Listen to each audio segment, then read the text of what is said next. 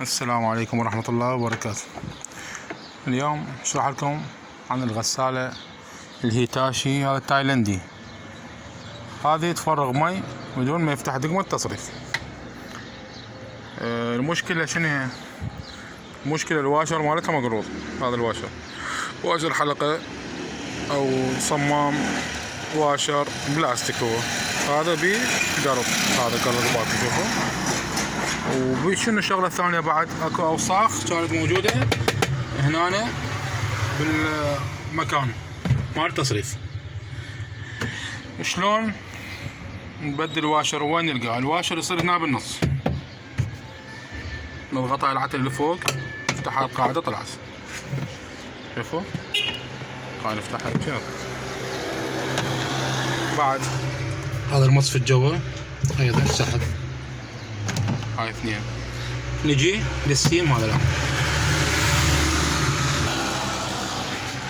بعدها نسحب هذا البطل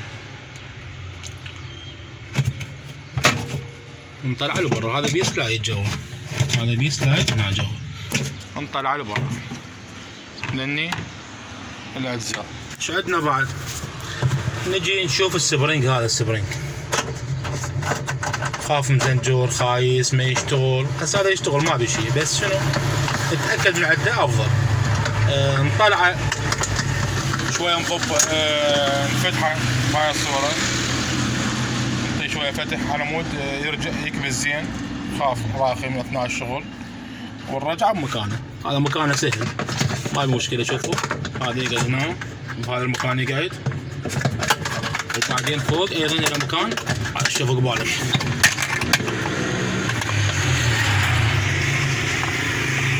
هذا هنا هم يقعد بنصه. شوفوا شغله سهله ومو صعبه. بعد ما قعدنا ذني، عليكم السلام ورحمه الله وبركاته. نرجع للواشر. الواشر شغلته سهله مو صعبه.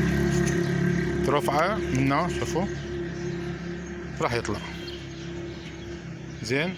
تجيب الجديد تقعد. انا هسه مقعد الجديد، بس قصدي الطريقه. هذا توخره شوفوا يطلع لفوق، وتجيب الجديد ترجع تقعده بنفس العمليه، نفس الطريقه سهله. قعدته وما يقبل كل صعوبه، ما بي العفو ما يقبل كل خطا، وما بي كل صعوبه. زين نرجع نقعد. قلنا اكو سلايد هنا البطل جوا هذا موجود. هذا السلايد شوفوا قاعد بيه. هاي تنظفوها، هاي كانت بيها وساخه تكلسات هواي كانت موجوده حد هنا لفوق، كلها تكلسات من التايت من الماي بيها ملاح فتتجمع. بالعموم احنا نظفنا. هذه اكو بهذا البطل شوفوا شلون الزلومه طالعه لبرا. شو نصيح لها بعد؟ احنا قطعه طالعه لبرا نايلون من ورا ما بي، فهذه الطالعه تصير لقدام للوجه، تصير للوجه. زين لا تتوهمون على مود تقعد عادي، اذا لورا ما راح يقعد صحيح عدل. هسه نجيبه نقعده.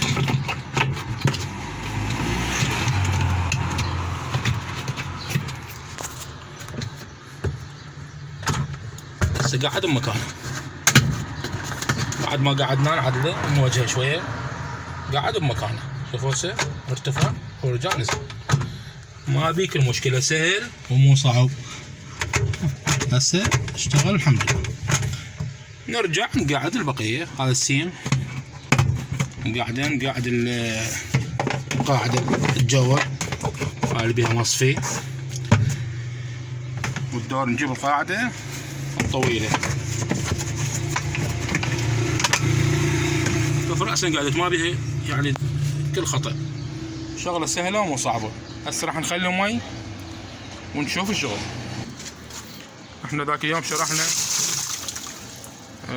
على الغسالة الصيني، يصير الصمام مالتها بالخلف، يعني تفتح القبق الورا. هاي لا، هاي بالوسط البطن. هسه هذا المي زين، وهاي الصندة مالتها فارغة. هسه راح نشغل.